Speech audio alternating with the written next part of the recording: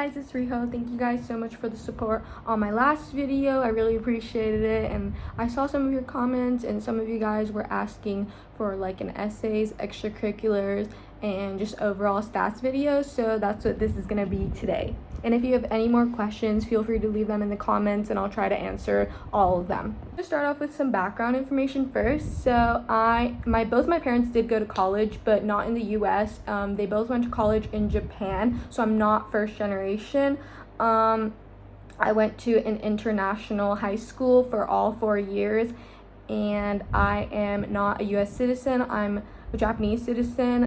And I did not apply for financial aid because I was not eligible for FAFSA, but I did apply for financial aid at Brown because they're need blind. So I submitted my CSS profile to Brown. For academics, my school has a lot of grade inflation, so my GPA was a 3.98 unweighted. We don't do weighted. And then in terms of like the kinds of classes I took dual enrollment classes with Syracuse University as part of their Syracuse University Project Advanced program. So I have 6 credits from Syracuse University, 3 for Introduction to Entrepreneurship, and then 3 from Introduction to Creative Nonfiction. And then in terms of like some of the other classes I took, I tried to take as like most difficult classes as I possibly could.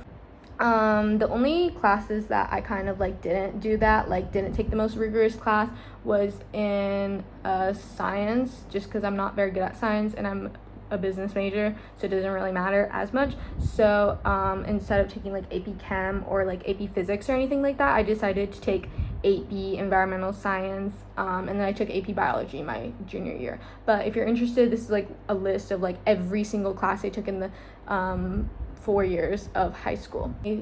So I took the SAT. I've never taken the ACT, and all digital. School is APs, so I took 12 AP exams, and this was definitely one of the weakest parts of my application. My exam scores are not very high compared to other students at my school. I also took the TOEFL because I'm an international student, and I took it one time and I got 115. I'm gonna go into my 10 Common App activities first. So the first activity I listed was my summer research intern position at Vizan KK.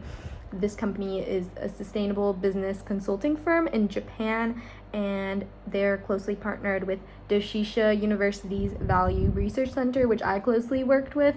The Value Research Center basically evaluates valuation agencies and does research on how reliable and trustworthy these valuations are. Second activity is student government. I was on my school's leadership council for 2 years.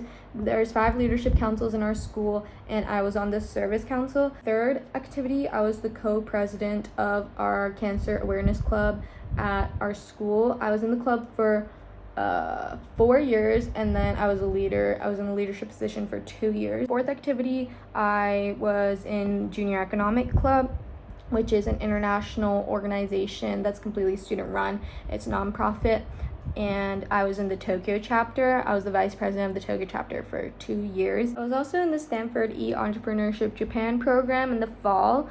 This is a competitive program that connects Japanese students with top scholars to foster innovation and problem solving. Next activity, I was in my school's Tri-M Music Honor Society, which is an honor society that recognizes academic and musical excellence, and we provide support to music charities and promote music appreciation through performances and service, and we support our school's music program and promote accessible music education to all. I was in this for 2 years, and I was the treasurer my senior year. Next activity, I was in my school's varsity cheerleading team for 4 years, and I was the captain for 1 season. Next activity is music. I played the clarinet for 7 years, all throughout middle and high school. Next activity is I was the co-founder for the Global Teens Forum. It's basically an organization where we host conferences with different representatives from different countries, and we kind of discuss topics that are relevant to our world today, and we promote like diversity, inclusion, and just like global awareness. Activity, I was in the Wharton Global Youth Program, the Leadership in the Business World program, and this is the most competitive business summer program in the United States. Those are my 10 common app activities. My UC activities are in a slightly different order. So in my 5th slot, I put NHS. I put NHS in the honors section of my common app. Next activity was I was in my school's pre-medical society for 4 years. My next activity, I was the Hands-On Tokyo Purika Initiative president. Hands-On Tokyo is a nonprofit focusing on a diverse array of areas like seniors, environment, etc.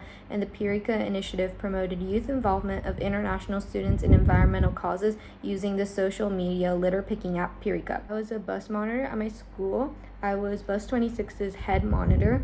My next activity, I was a summer camp counselor at my school. The last activity, I was a tutor at my school. I'm gonna share the honors in my common app. I actually switched them after I was awarded a new honor in like January-ish. So I don't actually know what I had for all of my early applications, but this is what I have right now. And on 2 honors I put on my UCs that I didn't put on my common app. So moving on to my essays, unfortunately I can't really share too deeply into what I wrote on my common app because it surrounded a safeguarding issue that happened at my school, which is unfortunately confidential information.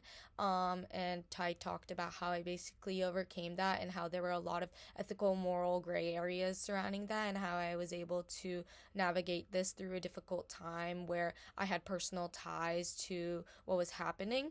I can't really share too much more on that. But in terms of like my overall essays and applications, I centered my entire story based upon community service and how that led as a pipeline towards exploring academic interests as well as other extracurricular interests, and how that served as a foundation for how I coordinated or how I served as a leader. So like one example that I used a lot was when I was talking about my junior economic club. I talked a lot about how, because I was like director of recruitment, how I would lead that process every year. I talked about how my prior experiences in community service and coming from an international school, I really valued diverse perspectives in terms of like ethnic background, interests, and also like socioeconomic statuses. And I talked about how that really played a part into creating a diverse team that I wanted to surround myself with and work with.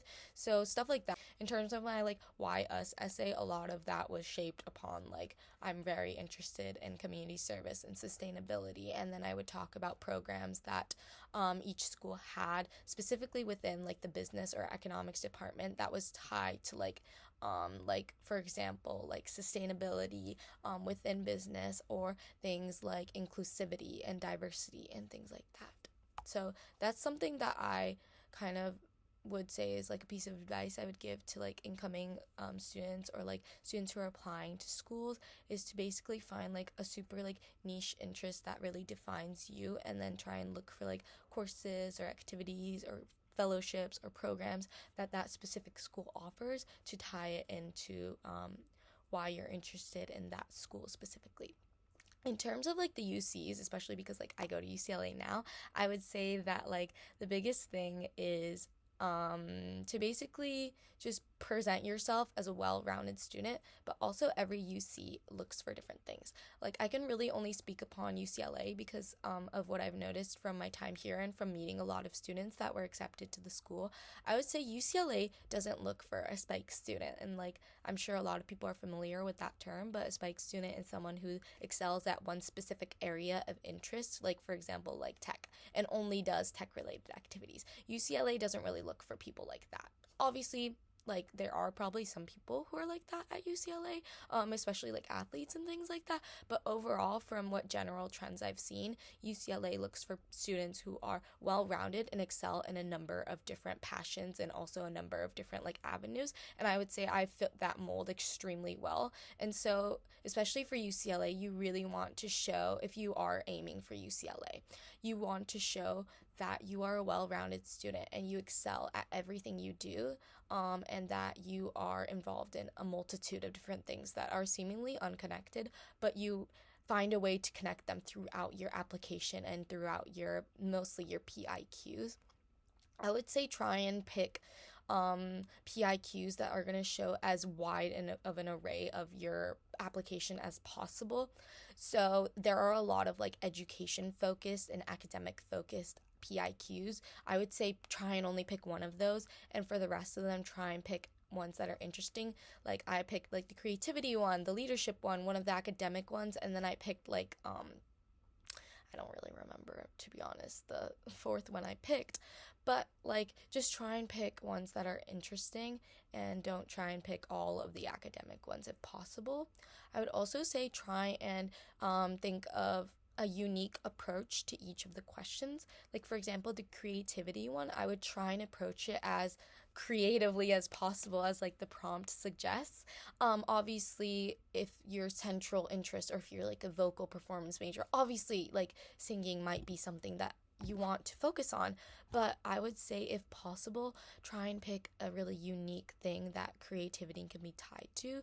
Like, for example, I talked about again, my junior economic club, so I kind of tied like marketing a little bit to junior economics club and creativity, and I talked about how my creativity stems from like an empathetic approach towards understanding my audience and my customer base.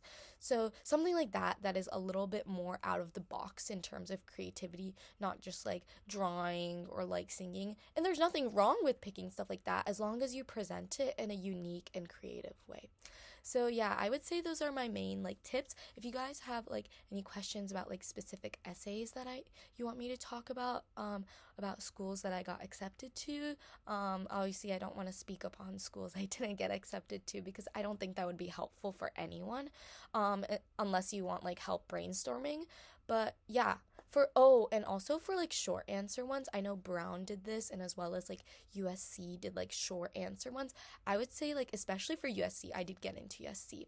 I would say the most important thing is to make your short answer responses as long and detailed as possible. You get like 100 characters or something, so I don't recommend just doing a one word response, because a lot of the questions are very interesting. It's like, what's your favorite snack, or like something like that. Don't just say Cheez-Its or goldfish. You should say, like, for me, I said like Tim Tams that have been like sitting in my fridge for 3 days. Something like really unique and a little bit weird is going to catch the reader's attention, and just make it as interesting and as detailed as possible. So like you could say like peeps that have been like sitting out on the counter for 4 days, that are like hard a little bit on the outside. I know that's been a trend going on.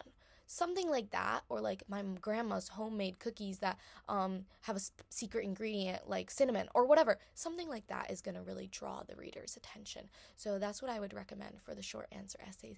But yeah, good luck to everyone. I know that ED has already passed, and I know that the ED decisions and some of the early action decisions are going to be coming out soon. So best of luck to everyone, and I really hope you guys have gained some kind of insight from this.